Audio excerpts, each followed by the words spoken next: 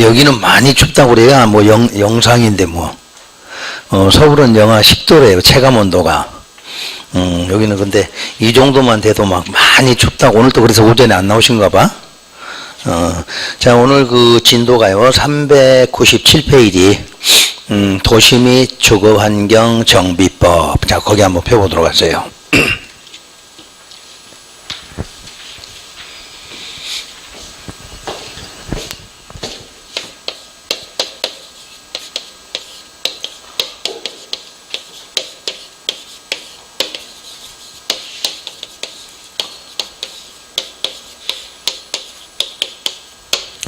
자, 이제 이 법률의 이름이 도시 및 주거환경 정비법. 그러니까 정확하게 말하면 끝에가 정비법이에요. 우리 지난 시간에 배웠던 개발법이죠. 도시를 개발하는 법. 여기는 정비하는 법 이렇게 돼 있죠.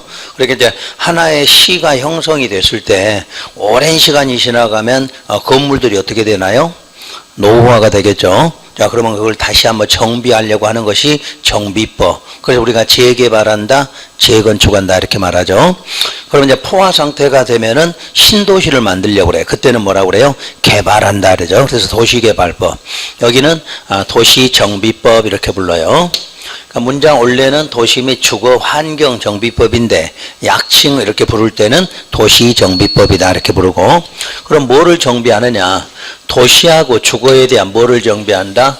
환경정비지. 환경정비.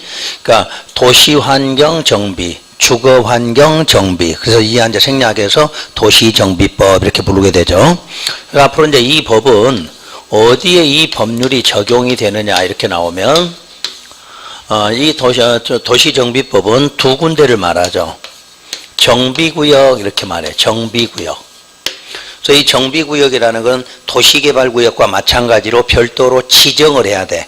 정비구역이다 이렇게 지정을 해야 되고, 또 하나가 가로구역 이렇게 말해. 가로구역. 이 가로구역은 별도로 지정된 게 아니라 이미 만들어져 있는 상태인데, 우리가 이 가로라는 말이 뭔가요? 가로. 도로 생각하시면 돼. 우리 가로수 그러지. 가로수. 가로수가 뭐예요? 도로 옆에 있는 나무. 그러니까 앞으로 가로는 도로라는 뜻을 말하고, 그 도로로 둘러싸여 있는 구역이 있다는 거. 자, 예를 들어서 자, 이런 형태의 자, 내용을 보시면 될 거예요.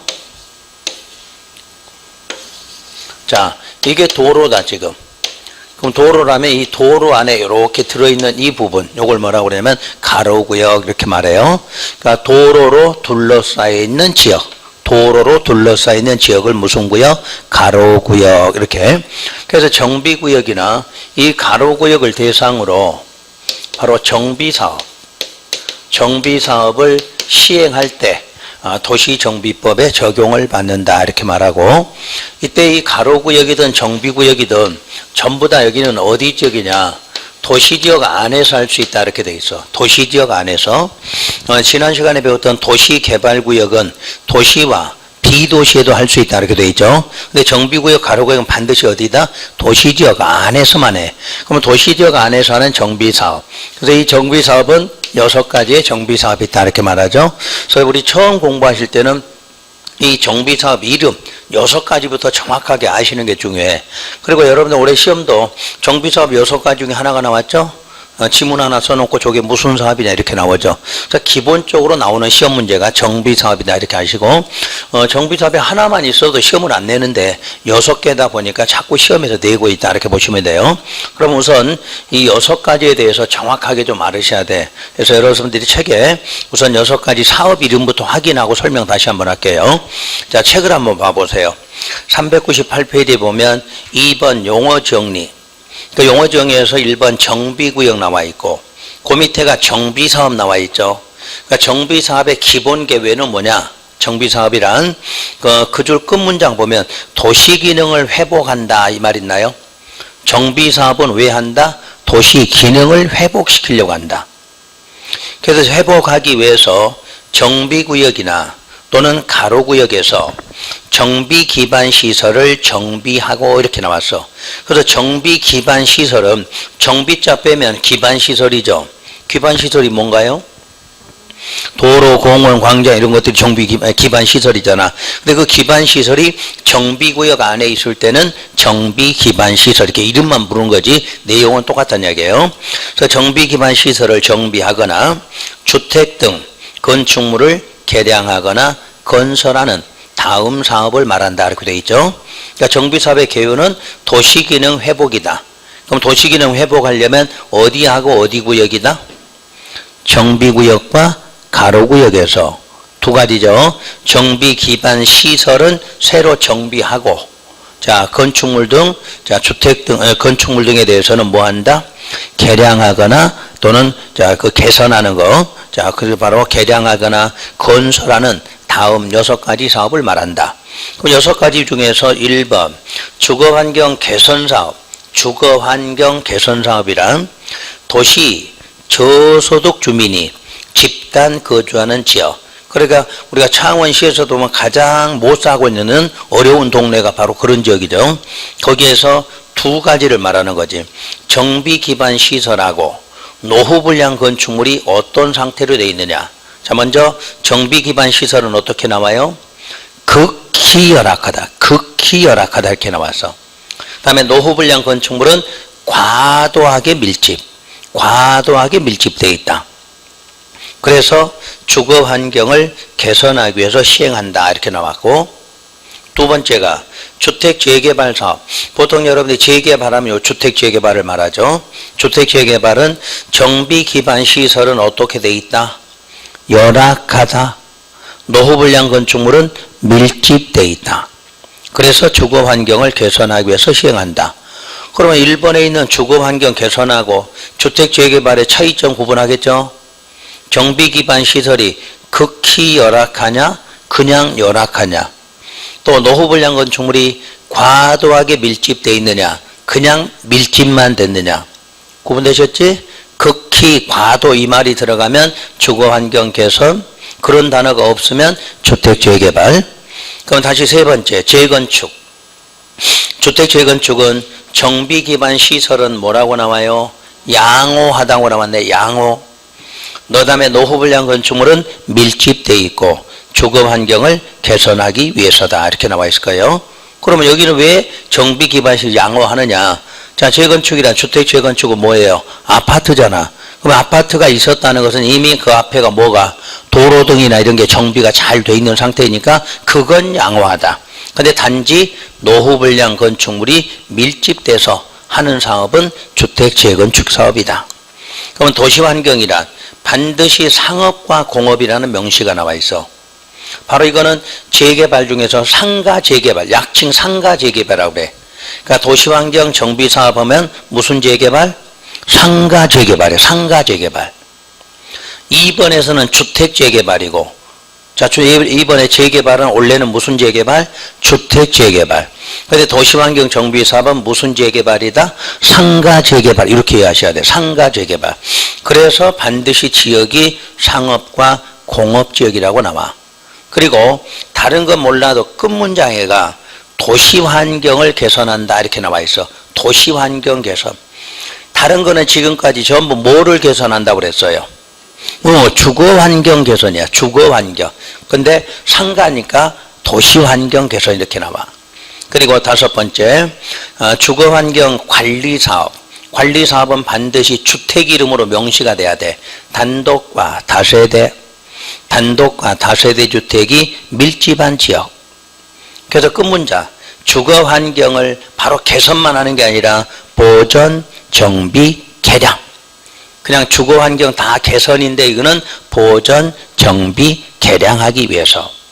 여섯 번째, 가로주택 정비사업이란 노후불량 건축물이 밀집한 무슨 구역? 가로구역. 가로구역이라고 나왔어. 그리고 종전의 가로를 유지한다. 그러니까 종전의 가로가 뭐예요? 종전의 도로 상태 그대로 유지하면서 바로 소규모 주거환경 개선이다. 소규모 주거환경 개선. 바로 이것도 이제 일명 재건축의 일종인데 소규모 재건축이에요.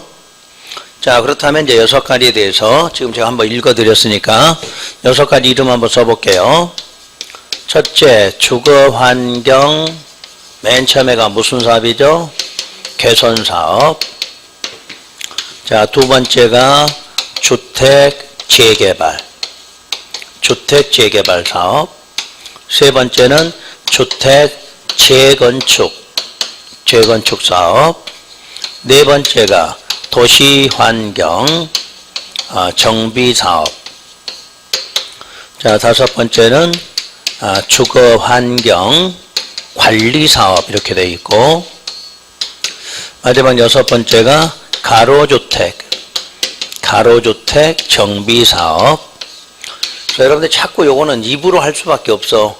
그냥 계속 이렇게 반복해서 읽으셔야만 여기 내용이 들어가니까 여섯 가지 사업 먼저 구분하고, 여러분들이 시험장 가서는 이 사업 문제가 나오면 여러분들이 이걸 구분해서 찾아내는 방법을 알으셔야 돼. 그래서 지금부터 아까 책을 읽어드린 것 중에 첫 번째 찾는 방법. 여섯 가지 중에서 이렇게 5번까지 나눴을 때 요 1번부터 5번에 해당하는 것은 바로 정비구역이에요. 정비구역에서 하는 일이고, 요 6번에 해당할 때만 무슨 구역이다? 가로구역이다. 그래서 반드시 가로주택 정비사업은 시험 문제 나올 때 정비구역 나오면 안 돼. 반드시 어디에서? 가로구역 안에서 한다는 이 내용을 찾으시면 되고, 1번에서 5번은 어디에서? 정비구역에서. 이걸 먼저 찾아내시면 되고, 그때 이 주택 재건축만큼은 정비구역 안에서도 하지만 정비구역 외에서도 한다. 요거를 하나 꼭 기억해 두셔야 돼. 나머지는 1번부터 5번은 주로 정비구역이 지정됐을 때 하는 사업인데, 주택 재건축은 정비구역 지정이 안 된 곳에도 할 수 있는 사업하고 나오면 주택 재건축. 그러니까 앞으로 이제 공부하시다 이런 단어가 나와. 정비구역 아닌 지역, 정비구역이 아닌 지역에서 사업을 한다. 이 말이 나오면 무슨 사업이다? 주택 재건축이다. 이 말 기억하시면 돼.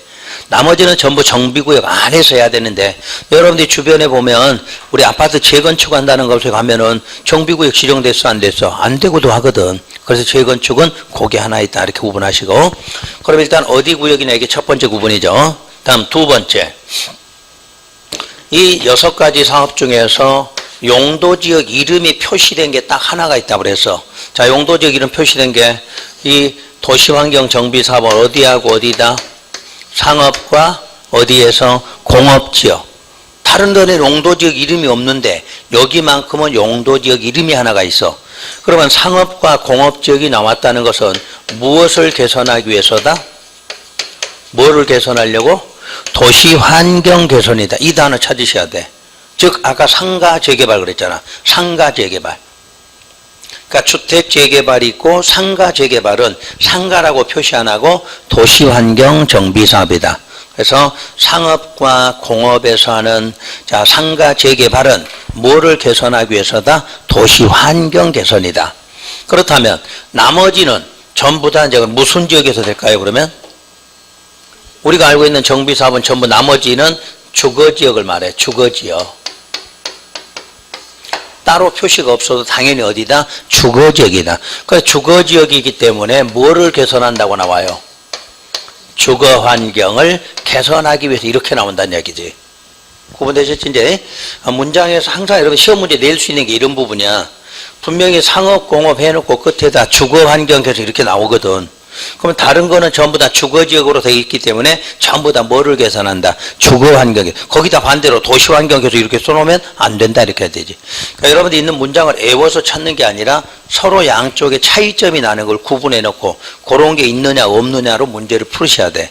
그냥 외운다고 해서 문제 외워지는 게 아니에요. 자, 그럼 전체적으로 여섯 가지 사업 중에서 용도지역이 표시된 건 항상 어디다?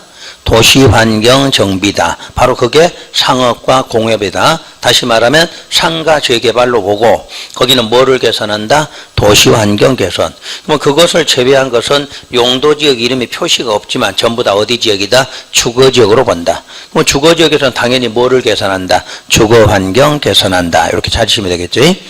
다음 이제 이 세 가지 사업을 구분하는 방법.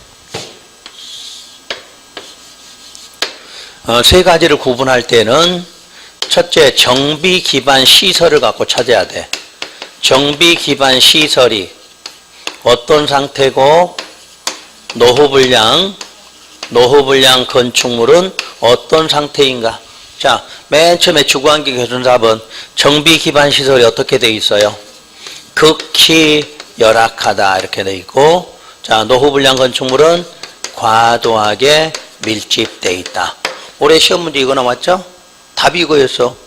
딱 요거 치면 써놓고 무슨 사업이냐 이렇게 물은 거죠. 간단해 문제, 시험 문제 찾는 거는. 다음, 그러면 주택 재개발은 정비 기반 시설은 어떤 상태다? 그냥 열악한 상태다. 그리고 노후불량 건축물은 그냥 밀집되어 있는 상태이다. 구분됐죠? 자, 여기는 극히, 과도 이 말 들어간 거고, 나머지는 전부 다 열악하다, 밀집되어 있다 같고. 자, 세 번째 주택 재건축에서는 정비 기반 시설이 어떻게 되어 있다? 양호하다 이렇게 나오죠. 이때는 양호하되 노후불량 건축물만 밀집되어 있는 상태다. 그러니까 1, 2, 3번 시험 문제 낼 때는 요걸 갖고 찾는 거야. 정비 기반 시설이 어떻게 되어 있고 노후불량 건축물 어떠냐. 자, 다시 한번 저 위에서부터. 자, 정비 기반 시설은 주거 환경은 극히 열악하다. 주택 재개발은 열악하다. 주택 재건축은 양호하다 이렇게 되어 있죠. 자, 이제 노후불량 건축물은 자, 주거 환경 개선은 과도하게 밀집되어 있다. 그다음에 주택 재건축, 주택 재개발은 그냥 밀집되어 있다. 구분되셨지? 그러니까 억지로 외우려고 하지 말고 이렇게 해서 이해를 하시면 시험장 가서는 무조건 찾게 돼 있어. 머릿속에 외우지 않더라도 이렇게 차이점 나는 거 이렇게 정리한다 생각하시고. 그다음 도시환경은 무조건 상업공업 나왔고 끝에가 뭐 찾아라? 도시환경 이거 찾아내시면 돼. 그 다음에 주거환경 관리사업 나오면 이때는 주택 이름이 무슨 주택 단독주택과 다세대 주택이 요게 나와야 돼. 단독과 다세대 주택이 밀집되어 있다. 그리고 끝문장으로 바로 가요. 끝문장 요거만큼은 주거환경을 어떻게 하라고 그랬다? 세 가지. 보존도 하고 정비도 하고 개량도 한다 이렇게 나와요. 끝에가. 그리고 찾는 건 앞에 단독 다세대가 나와야 된다는 거 하고 끝 문장이 주거 환경을 뭐한다? 보존, 정비, 개량한다. 이렇게 나오면 되는 거지. 마지막 가로주택은 노후불량 건축물이 밀집되어 있는 어디 구역에서? 가로구역. 여기서 가로구역 나온다는 거. 근데 가로구역인데 종전에 가로는 그대로 유지. 그러니까 도로를 확장하거나 넓히거나 이러진 않아야 돼. 그 상태 그대로. 그래 놓고 소규모로 주거 환경을 개선하겠다. 이렇게 나왔죠. 자, 보통 소규모는 이제 20호, 20세대 이상. 겨우 20호, 20세대 이상으로 하는 이런 경우를 소규모라고 표현한다. 이렇게 보시면 되지. 그래서 여러분들 시험에서 항상 이 정비 사업할 때는, 정비법 배울 때는 요게 기본적으로 머리에 정리가 되어 있어야 돼. 그래야 나중에 여기다 이제 시행 방법 또 비교가 나와야 돼. 그 다음에 시행자가 비교가 나와야 돼. 그게 해년마다 그 중에서 한 문제가 나와. 요 이론으로 나오던가 시행 방법 나오던가 시행자가 나오던가. 그래서 요거는 오늘은 여기까지만 공부하시면 돼요. 오늘은 뭐 시행 방식, 시행자까지는 안 해도 되고 이 정비사업 6가지는 이렇게 구분한다. 이 정도만 하시면 돼. 그 다음 우리가 이제 이거를 이해를 하게 되면 이 6가지 사업을 3가지로 줄이는 방법이 있어. 6가지를 3가지로 묶는 방법이 있어. 그게 뭐가 있냐면, 자, 묶는 방법은 이렇게 3가지 방법이 있는데, 첫 번째 묶는 게 주거 환경에 관련된 거 2가지 있나요? 주거 환경 무슨 사업? 개선 사업과 관리 사업. 여기 묶여져 있어. 나중에 공부하다 보면 시행자가 똑같아. 이게 주거 환경의 개선이나 관리는 내용 자체가 같은 개념이야. 그리고 2번째가 재개발하고 3번째 재건축으로 이렇게 3가지로 요약이 된다. 이렇게 보시면 돼. 6가지 사업이 결론은 몇 가지로? 3가지. 주거 환경과 재개발과 재건축으로. 그래서 주거 환경에는 개선 사업과 관리사업. 그러면 재개발에는 어떤 재개발이 있느냐? 주택 재개발, 상가 재개발 이렇게 말해. 재개발에는 무슨 재개발? 주택 재개발, 상가 재개발. 그럼 보통 우리가 알고 있는 재개발은 이거였죠? 주택 재개발. 지금은 뭐도 있다? 상가 재개발도. 자, 그 상가 재개발이 무슨 사업? 도시환경 정비 사업을 말해. 그러니까 앞으로는 내가 이제 공부하실 때 여러분들 공부가 좀 되면 재개발 그럼 저 두 가지 이렇게 떠올라야 돼. 그때 이제 주택으로 할 거냐, 상가로 할 거냐 이렇게 구분하시면 되고. 그럼 재건축도 마찬가지로 기본적으로 주택 재건축 있죠. 그러면 이제 밑에 것도 주택인데 그때는 소규모지. 소규모 주택에 대한 재건축 이렇게 구분해. 그래서 여기가 말하는 거 우리가 일반적인 재건축은 주택 재건축이고 소규모 재건축은 다시 말하면 뭐를 말한다? 가로주택.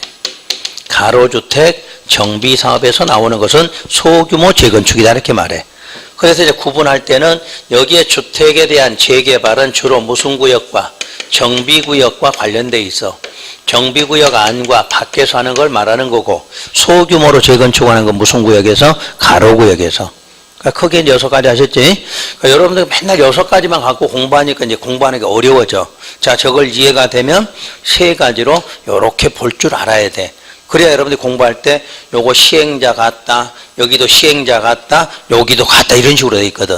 근데 그걸 구분 안 하고 오면 6개로 외우셔야 돼. 그럼 이걸 3개로 줄여서 공부하면 훨씬 편하게 되죠. 우선 이번 달 과정은 요런 것이 있다 하고 요런 것만 아시면 되고. 그리고 이제 여러분 책에서도 이제 399쪽에 보시면 가로구역의 범위라고 해서 나온 부분 있나요? 이제 가로구역이 뭔지 다시 한번 확인할게요. 가로구역이란 뭐로 둘러싸여 있다? 도로로 둘러싸인 일단의 지역을 말한다. 그래서 다음 요건을 모두 갖춰야 된다. 첫째, 해당 지역 면적이 얼마 미만? 1만 제곱미터 미만일 것. 요게 바로 소규모다, 대규모다? 소규모란 이야기야. 이게 소규모야. 우리가 일반 재건축은 몇만 제곱미터 이렇게 나오거든, 기본적으로. 여기는 1만 미만이어야 된다. 그리고 이번에 해당 지역을 통과하는 도로가 설치되어 있지 아니할 것 이렇게 나왔어. 아까 우리가 가로 이렇게 도로로 둘러싸인 이런 구역이 있더라. 그럼 이렇게 도로로 둘러싸인 이런 지역이 또 여기에 이렇게 도로가 만약에 통과되면 어떻게 돼요? 분리가 된다는 얘기지. 그러면 작은 것이 또 분리가 되면 안 되니까 이런 가로구역에는 뭐가 통과되지 않아야 돼? 도로가 새로 설치되는 통과되는 개념이 없어야 된다 이 내용이야.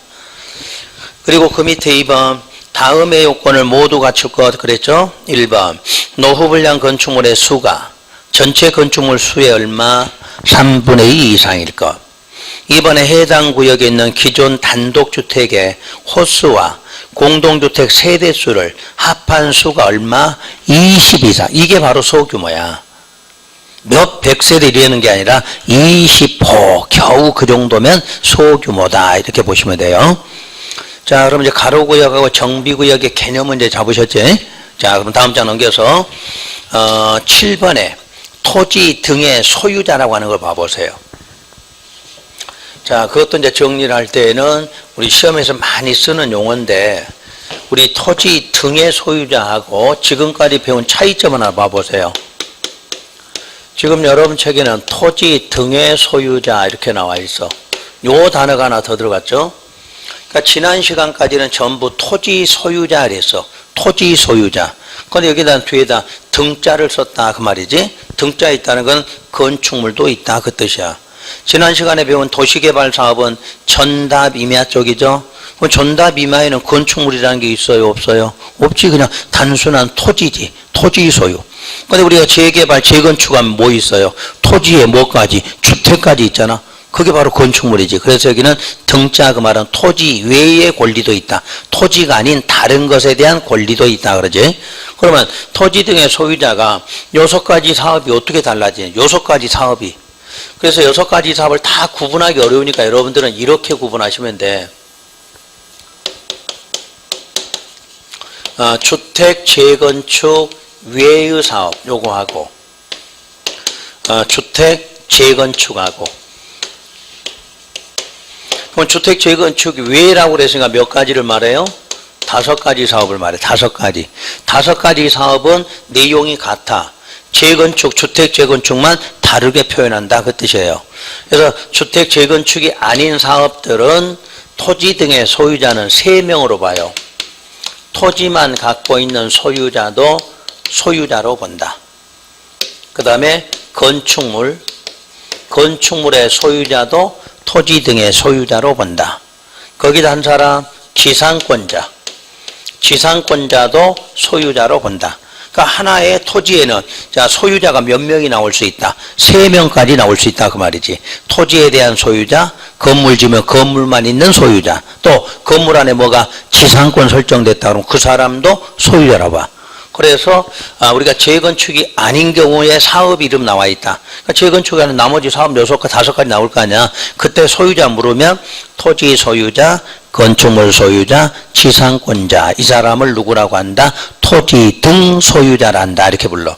근데 법률에서는 이렇게 이제 번호로 안 붙이니까 토지 소유자 또는 누구? 건축물 소유자 또는 누구? 지상권자. 그러니까 이렇게 또는 이 표시를 써. 그때가 각각 따로따로 소유자로 본다. 이 뜻이에요. 그럼 이제 재건축에서는 정비구역 안에서냐, 정비구역 밖에 있는 거냐에 따라서 자, 정비구역 안에서는 건축물 플러스 그 부속 토지까지 여기까지를 갖고 있을 때 소유자라고 부른다 이 뜻이야. 그러니까 뭐하고 뭐를 같이? 건축물하고 땅하고 다 같이 하나로 갖고 있어야 뭐다? 소유자야. 그래서 여기서 이제 플러스라고 한 것은 법률 표현은 이렇게 나오죠. 건축물 및 부속 토지 소유자. 저쪽은 또는이니까 각각 다 소유자로 봐. 여기는 건축물도 있고 뭐도 토지까지를 동시에 다 갖고 있는 사람만 뭐다? 소유자다. 이렇게 달라져. 그럼 이제 정비구역 외에서는 만약에 주택을 갖고 있으면 주택도 하나의 건축물이죠. 거기다 플러스 또 뭐까지? 부속 토지까지 다 갖고 있는 사람을 소유자로 본다. 두 번째, 만약에 부대시설이 있거나 복리시설이 있다. 그러면 그것도 역시 부속 토지까지를 다 갖고 있는 사람을 소유자로 본다. 그럼 전체로 보면 무조건 재건축은 요거 자체가 전부 뭐예요? 다 건축물이야. 건축물하고 뭐하고 부속 토지하고 동시에 갖고 있는 사람을 누구로 한다? 소유자로 한다. 그리고 주택 재건축에서는 요 지상권자는 들어가면 된다, 안 된다? 안 된다. 무조건 지상권자 써줬으면 X하고 찾으시면 돼. 그리고 반드시 나올 때는 건축물 및 하고 뭐 나와야 돼? 부속 토지 따라 나와야 돼. 표기법 아시겠지? 그러니까 앞으로 이제 공부하실 때는 6가지를 이해를 하게 되면 이렇게 또 쉽게 구분이 돼. 6가지 사업이 정리가 안 되면 5가지 다 각각 공부하셔야 돼. 오늘 이제 배웠으니까 재건축이냐 재건축이 아니냐로 두 군데로 구분해서 자, 재건축이 아닐 때는 누구누구다? 토지 소유자, 건축물 소유자, 지상권자를 토지 등 소유자로 본다. 근데 재건축이라고 표시가 되면 무조건 앞에 뭐 나와야 돼? 건물 나와야 돼. 건물 및 하고 뒤에가 부속 토지까지 갖고 있을 때 누구라고 한다? 소유자. 그 무슨 권 안 들어간다? 지상권 안 들어간다. 해결되셨지? 그래서 오늘 이렇게 두 가지 정리했고요. 여러분 책에 있는 내용이 그 내용이야 다. 그건 복잡하게 써진 내용이 그런 자체고. 자, 그리고 내용은 우선 거기까지만 오늘은 이제 보시면 되고, 자, 마지막으로 이제 사업 시행 절차를 하나 설명드릴 거예요.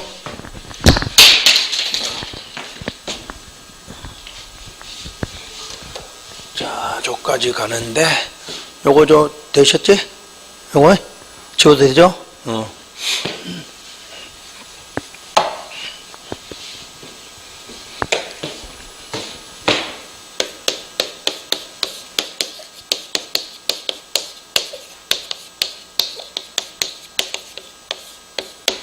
이제 사업 시행 절차예요.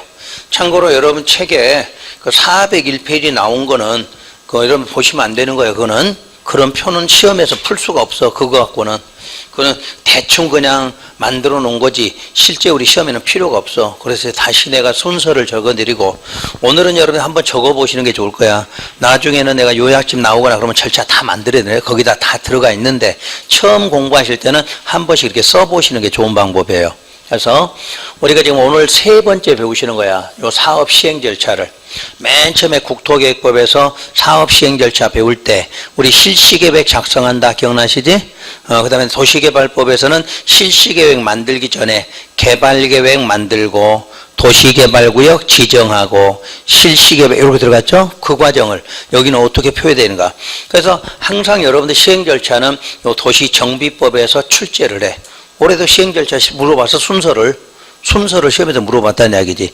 그러니까 지금 오늘 도시정비법 요거하고 요것만 갖고도 여러분들 두 문제는 맞춰. 올해 6개 나온 문제 중에서 두 문제가 여기서 나온 거니까. 그래서 가장 기본 문제예요. 자, 맨 처음에 사업 시행 절차는 기본 방침이라는 게 있어.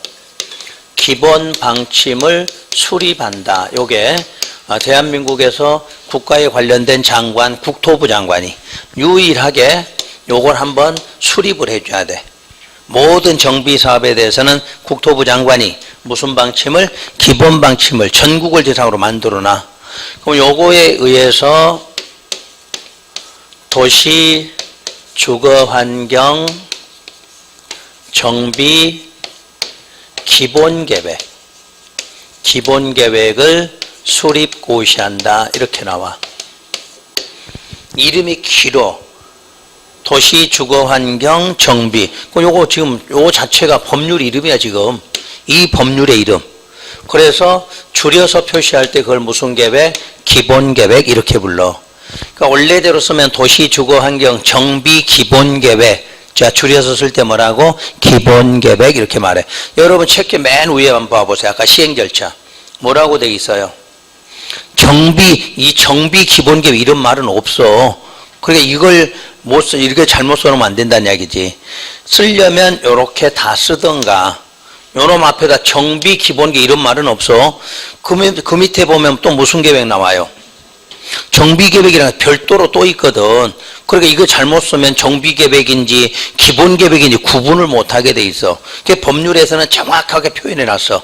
쓰려면 이렇게 써라. 도시 및 주거환경 기본계획이라고 쓰던가 줄여서 쓸 때는 무슨 계획이다? 기본계획 이렇게 써란 이야기야. 아셨지? 그러니까 우리 시중에 나온 책 중에 80%가 이렇게 잘못돼 있어. 기본계획 하면 내가 꼭 앞에다 정비 이렇게 써놓은 거야. 그러니까 공부하신 분들이 굉장히 헤매 이게. 그래서 정확하게 오늘 기본계획이라고 그랬어요. 자, 여러분 이제 기본계획이 수립되면은 그 다음에가 바로 무슨 계획이냐? 정비계획을 말하죠. 정비계획을 수립한다 이렇게 말해. 그리고 나서 정비구역 지정 고시한다. 제가 오른쪽에 지금 안 써주는 이유는 개정이 돼서 이게 작년 책하고 개정이 돼서 조금 바꿔졌기 때문에 여러분 책에 있는 거 그거 자꾸 지금 쓰지 말고 그냥 순서만 기억하시라는 얘기예요. 그래서 이제 여기까지 오면은 여기를 이제 보시면 돼. 정비구역이 나왔죠. 그럼 정비구역 지정 고시가 됐다. 어떤 효과가 나올 거냐 이걸 보셔야 돼. 정비구역이 지정되면 거기는 지구 단위 계획 구역이나 지구 단위 계획으로 결정 고시된 것으로 간주한다 이렇게 돼 있어. 자, 정비구역 지정되면 무슨 구역이다? 지구 단위 계획 구역과 지구 단위 계획으로 뭐 된 것으로 결정 고시된 것으로. 그러면 지난 시간에는 도시개발구역 지정되면 어떻게 됐죠? 도시개발구역이 지정되면 도시지역과 지구 단위 계획구역으로 결정고시된 것으로 본다 이렇게 나왔지? 여기는 도시지역이라는 말이 없죠 지금. 왜 도시지역이 없어? 이미 우리는 여기가 무슨 지역이었다? 이미 도시지역 안에 산다고 그랬잖아. 도시개발구역은 도시와 비도시를 대상으로 하지만 이 정비사업 자체는 항상 어디 안에서? 도시지역에서만 해야 돼. 그러니까 도시지역이라는 말을 쓸 필요가 없어. 그래서 바로 지구단위 계획구역. 그런데 여기는 구역과 동시에 뭐까지도? 계획까지도 만들어진 것으로 본다 이 뜻이거든. 지난번에는 자 구역만, 도시개발구역 구역만 결정고시 됐고 실시계획에다 지구단위계획을 포함해서 만들어 이렇게 돼 있었잖아. 별도로 만들어야 되는데 여기는 별도로 안 만들어도 만든 것으로 본다 이렇게 돼 있지. 그 차이점이에요. 왜 그런가 하는 것은 여러분이 주변에서 재개발, 재건축한다 그러면 보통 재개발 생각해 보세요. 얼마나 걸리던가요? 재건축한다고 그럴 때? 우리 주변에서 한 5년? 한 30년. 재개발한다는 동네 한번 가보면 거의 한 30년이야. 또 30년 해놓고 안 할 수도 있어. 해제해서 안 하기도 하지. 그러니까 여기는 모든 절차에다 다음 절차를 명시를 해. 빨리빨리 진행하라고. 자, 여기도 구역만 됐으면 원래 우리가 지구단위 계획구역 결정고시가 되면 국토계획법은 원래대로 몇 년 안에 3년 안에 지구단위 수립하라 이렇게 돼 있잖아. 근데 3년까지 가지 않고 바로 구역과 뭐까지 계획까지 다 맞는 걸로 보겠다는 뜻이야. 그리고 여기 이제 참고로 기본계획 만든다. 그러면 기본계획에는 요 정비계획 수립 시기를 또 명시해 놨어. 그러면 정비계획에는 또 다음 사업 언제 하라는 게 다 모든 단계별로 다음 사업 언제까지 하라는 걸 명시했다는 거. 그 이유는 워낙 시간이 많이 걸리니까 될 수 있으면 시간을 좀 단축하기 위해서 미리미리 정한다는 그런 개념이에요. 그래서 여기도 구역과 계획까지가 동시에 결정고시 됐다 이렇게 말해. 그럼 여러분들은 여기까지는 이제 알아. 요 밑으로는 여러분들이 이제 비교하면 되지. 지난번은 개발 사업이었죠. 그러니까 그때는 무슨 계획 수립했어? 개발계획. 그리고 무슨 구역 지정? 도시개발구역 지정이잖아. 여기는 정비사업이잖아. 그게 무슨 계획? 정비계획. 그러니까 그쪽하고 이쪽 그것만 비교하면 돼. 그쪽은 개발사업이니까 무슨 계획? 개발계획. 여기는 정비사업이니까 정비계획이야. 그래놓고 그쪽은 개발사업 하려고 무슨 구역 지정? 도시개발구역 지정. 여기는 무슨 구역? 정비구역. 이해되셨지? 그럼 위에는 몰라도 돼. 이제, 우리가 해당 없는 걸 우선 빼고 하면 돼. 그러니까 우선 저쪽 도시개발법 이쪽 보면 항상 똑같이 비교를 해야 돼. 그래야 또 시험 문제를 풀 수가 있고 공부할 때, 저 부분하고 같은 거구나. 이제. 자, 다시 한번. 도시개발법은 개발계획이요. 개발계획. 개발하려고 하니까 개발계획. 여기는 정비사업 하려니까 무슨 계획? 정비계획. 그럼 개발계획 수립해놓고 거기는 무슨 구역 지정해? 도시개발구역으로 지정. 여기는 무슨 구역으로? 정비구역으로. 아셨지? 그러면서 이 효과가 나와. 그러면서 이제 효과가 나오면 여기도 이제 계획을 만드는 게 사업 시행계획 이렇게 말해. 사업 시행계획을 작성하는데 요게 시행자가 작성한다 이렇게 놨어. 그럼 요거 사업자를 빼고 읽으시면 돼. 시행계획 그랬어. 그럼 그동안 우리가 시행계획을 다른 말로 무슨 계획? 실시계획 그랬잖아. 그러니까 지난 시간까지 배운 거는 실시계획. 여기부터는 무슨 계획? 시행계획. 이름만 바꿔준 거야. 똑같은 계획인데. 그러니까 요건 이제 시행계획, 실시계획은 무슨 계획? 공사계획이잖아. 시행자가 만들었으니까 이제 공사하려고 만드는 계획은 시행계획, 실시계획. 그러니까 지난주에는 도시개발구역 지정해놓고 도시지역 됐다, 지구단위 계획구역으로 해줬다. 그러니까 바로 공사 들어가라 해서 무슨 계획? 실시계획. 여기는 지구단위 계획구역과 계획까지 만들어줬으니까 공사 시작하라 해서 무슨 계획? 시행계획. 사업자 어차피 빼면 되는 거잖아. 그러니까 실시냐 시행이냐 이렇게 마시면 돼. 그래서 이제 공사하는 계획이 만들어지면 시행자가 공사계획 만들었다고 공사하는 건 아니라고 그랬죠? 어떤 인가를 받아야 되잖아. 그래서 사업 시행에 대해서 인가 고시가 있어야 된다 이렇게 나와. 그래서 여러분들이 항상 공사하는 계획에 인가가 되면 어떤 효과가 나오는가 하는 건 알죠. 이제 누구로 확정했고 시행자로 확정하고 그 시행자에게 무슨 권리 주는 거? 공사 착공할 수 있는 권리를 주는 거다 이렇게 배우셨지?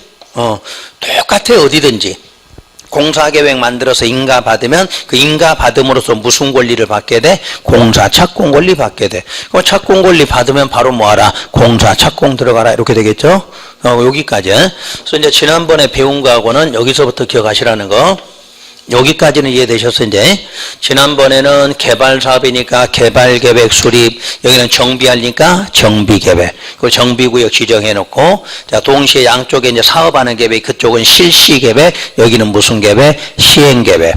그쪽도 인가받고 이쪽도 인가받으면 시행자 확정되면서 무슨 권리 받아? 공사 착공 권리 받는다 이렇게 되겠죠. 자, 그런데 이제 이 법률의 차이점은 여기서부터는 공사를 바로 들어가는 게 아니라 요 인가되면 날짜를 또 정해줘. 60일 안에 뭐 하라 이렇게 나오냐면 분양 문제가 이때부터 발생해. 우리가 재개발, 재건축하면 뭐죠? 분양 나오잖아. 여기서 그래서 별도의 절차가 분양 절차가 나와. 그래서 분양하기 위해서 분양에 대한 통지를 해야 돼. 분양하겠다는 통지, 그리고 신문에다 공고, 그리고 분양 신청 받으면 된다 이렇게 나와. 자, 원래 그 분양 뜻이 뭐예요? 분양. 나눈다는 이야기죠? 나누어서 양도한다야. 그 아파트 지어놓고 어떻게 해? 호수별로, 세대별로 구분 소유권 주는 거잖아. 그게 분양이야.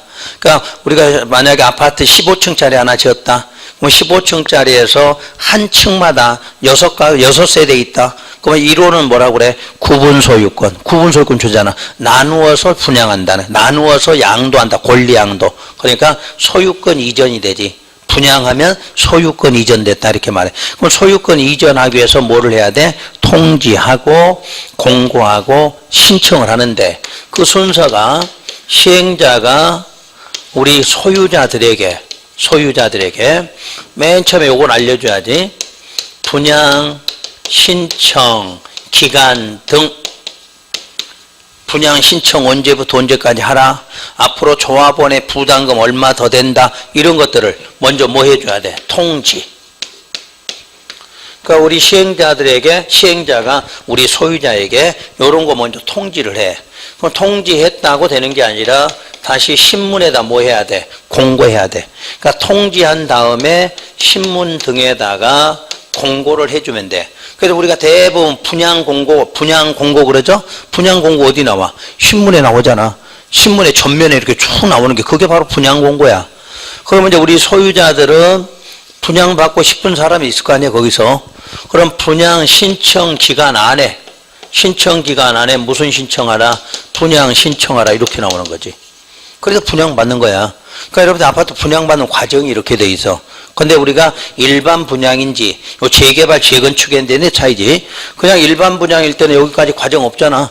여러분들 그냥 해당되는 사람 분양 공고 나와서 바로 신청만 하는 거고, 요건 재개발 재건축 이런 절차를 거쳐서 하는 게 차이점이라는 이야기지.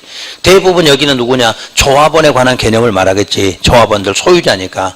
그래서 요걸 이제 받고 나서 그 다음에가 뭐냐면 관리처분 계획을 수립하라 이렇게 나와. 이게 시행자예요.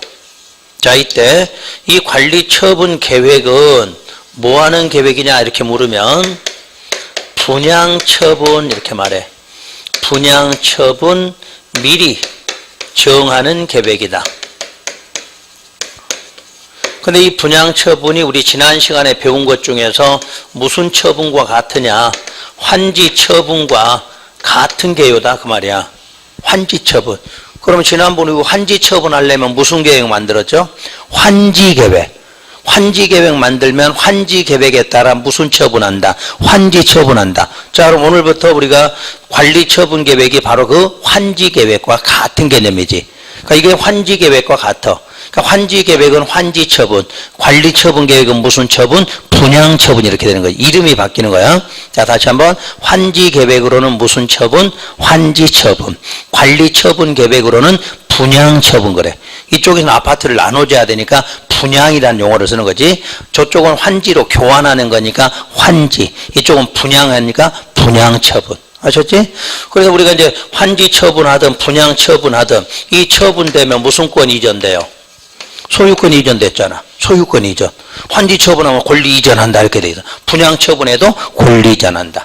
그래서 여러분들이 이 정비법은 우리 환지 방식을 정확하게 알면 똑같은 내용 자체가. 그러면 우리가 이제 환지계획 배울 때 증환지, 감환지 시켰죠? 그럼 여기 관리처분계획도 뭐 있어? 증가, 감소 이렇게 나와. 이때는 아파트 평수를 늘리거나 줄이는 이 방식. 그럼 우리가 환지에서 입체환지 했잖아. 입체환지. 그럼 여기도 뭐 있어? 입체한다는 이야기야. 뭘로 줘? 상가나 뭘로 나눠주는 방법도 있다. 그래서 똑같아. 환지계획 하면 이쪽은 무슨 계획? 관리처분계획. 환지계획으로 환지처분했다. 그럼 관리처분계획으로 무슨 처분한다? 분양처분한다. 이렇게 하시면 되지. 이해되셨죠? 여기까지는? 그래서 이제 그게 이제 관리처분계획이 수립되고 나면 그 관리처분계획에 인가 고시가 또 한 번 있어야 돼. 그래서 이 관리처분계획 인가가 됐을 때, 이 관리처분계획이 인가됐다 그러면 여기로 할까요? 어떤 효과가 나오냐지. 관리처분계획 인가되면 이때가 바로 입주권 그리고 분양권 이게 나온다는 뜻이야. 여러분 들어보셨지? 분양권, 입주권 이때 나오는 거야. 그러니까 무슨 계획 인가되면 관리처분계 인가. 그러니까 여러분이 분양 신청을 먼저 해. 그러면 이제 시행자가 신청 받겠지. 몇 평짜리 몇 개 받고 뭐 하면 그때 관리처분 계획을 만들면서 아파트 몇 층을 올려서 몇 개 나눠주겠다 이런 식으로 정하는 거지. 그래서 이제 입주권하고 분양권이 나오는데 여러분 입주권하고 분양권의 차이가 뭐예요? 응? 여러분 앞으로 하셔야 될 거 아니야? 우리 공인중개사 사무실에 딱 가면 뭐라고 했어? 분양권 전문 뭐 이런 거 써놨잖아. 항상 입주권은 조합원에게 주는 권리는 입주권이라고 그래. 그 다음에 조합원 외의자에게 주는 권리는 분양권이라고 그래. 요게 바로 뭘로 당첨된 사람? 청약 통장으로 당첨된 사람한테 주는 권리는 뭐라고? 분양권. 조합원에게 주는 권리는 입주권이 그래. 그럼 입주권은 주택이다 아니다? 주택이야 이게. 주택 개념이야. 그럼 여러분 1주택자였어. 1주택자. 그럼 입주권 받게 되면 몇 주택자? 2주택자가 되는 거야. 2주택자가. 그럼 전에 거 먼저 이제 팔다. 양도하면 양도세 면제 받을지 안 받을지 이런 게 나오는 거잖아. 분양권은 주택이다 아니다? 주택이 아니다 그 말이야. 이건 당첨만 됐지. 아직 돈 다 안 낸 거잖아. 그러면 이제 계약금 내고 중간에 뭐 내? 중도금 내고 마지막 뭐까지 잔금을 치러야 주택이 되는 거야. 그러니까 이걸 잘 알고 세법에서 배우려야 이거 세법에서도 이거 배우고 우리가 일상생활할 때도 해야 돼. 내가 입주권을 샀다 그 말은 뭐야? 주택 통째로 산 거야 지금. 그래서 기다리고 있으면 그냥 아파트 들어가는 권리고 분양권은 내가 뭐 해야 돼? 돈을 계속 내라고 할 때 돈 내고 있어야 돼. 안 내면 어떻게 해지할 거 아니야. 그래서 여러분 분양권 전매한다 그는 요걸 말하는 거야. 통장으로 당첨된 거 전매하는 거고 입주권에 대해서는 양도 개념으로 나와. 나중에 주택법에 가면 이게 또 나와야 돼. 주택법에 가면 분양권, 그 다음에 입주권에 대한 전매, 양도 금지 이런 걸 배워야 돼. 그러니까 여기서부터 알아야 돼. 그런데 우리가 지금 시중에 공부를 하신 분도 이걸 몰라 지금. 여기다 설명을 안 해주니까 강의 이런 사람들 설명을 안 해줬거든 이게. 그러니까 여러분 입주권이 어디서 나온지를 모르는 상태야. 그러니까 앞으로 이렇게 하셔야 돼. 그리고 또 이것도 뭐냐. 여러분들이 만약에 중개업을 할 때 누구한테 지금 투자자 모집할 때 어느 시점에 들어갈 건지 이걸 알으셔야 되지. 자, 만약에 이 정도 들어가면 얼마 기다린다고? 30년. 그럼 내한테는 혜택 없는 거잖아. 그럼 만약에 여기까지 들어갔어. 요 인가들은 공사 착공 권리 받았으니까 공사 들어갈 거 아니야. 그러니까 여러분이 보통 이제 들어갈 때 이 상태야. 요런 상태에서 잘 골라 들어가. 안전빵 그럼 어디로? 여기 가면 안전하지 이제. 입주권 분양권 나오니까. 그럼 이때부터 공사 들어가면 보통 몇 년? 2년 안에서 3년 안에는 아파트 들어갈 거 아니야. 그러니까 그런 시기를 볼 줄 알으셔야 돼. 그러니까 여러분들이 이제 우리 공인중개사 됐다고 해서 다 돈 버는 건 아니죠. 이런 걸 정확하게 알아야 돼. 그래서 여러분들이 항상 공법이라는 과목은 어려운 게 아니라 여러분 실생활, 여러분 필요할 때 앞으로 실생활, 실무가서 할 때는 가장 필요한 과목이야. 그래서 여러분들이 똑같이 개업해 놓고도 장사 잘 되는 사람 못 되는 사람 차이가 뭐야? 이런 부분이야. 이런 부분 얼마나 활용 잘하는 건지. 자, 이렇게 해서 이제 인가돼서 무슨 권 나왔다? 입주권, 분양권이 나왔어. 자, 그러면 이제 그때부터 다음 절차가 공사, 착공 이렇게 들어가는 거야. 여기서 착공이 들어가. 조기까지 끝나야 뭐 들어간다? 착공 들어가. 착공해서 공사 완료됐다. 자, 이제 시행자가 완료를 시켰어.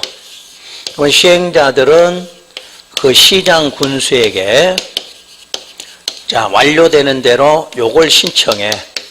준공 인가해달라 하고 신청을 해야 돼. 착공해서 완료되거든. 요 시장 군수에게 준공 인가해달라고 신청해. 그러면 신청을 받은 시장 군수는 먼저 준공 검사를 하게 되죠. 그리고 인가를 해줘.